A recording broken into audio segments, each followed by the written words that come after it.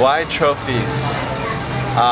Well, you know, in finding those 150 trophies in the thrift store, I thought it was a very strange place for a trophy to be. Like, what happens to a trophy after it's given away? It has no owner, and it's so much about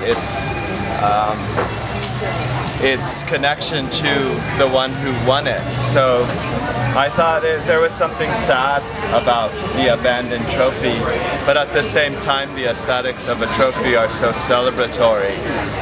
You know, it's kind of like fabulous, the design and the color and the shine. So then I think with this project it's not old trophies, it's new trophies. So there's still a sense of that celebratory aesthetic. It's quite tacky in a way, but it also conceptually and kind of like sociologically it reminds me of a kind of American middle class a bit.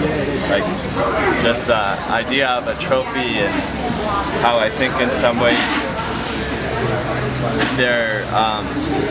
they've been linked to a kind of cheapness, because in America you win a trophy for anything, like for your kid taking his first dump, you know, it's like you get a trophy just for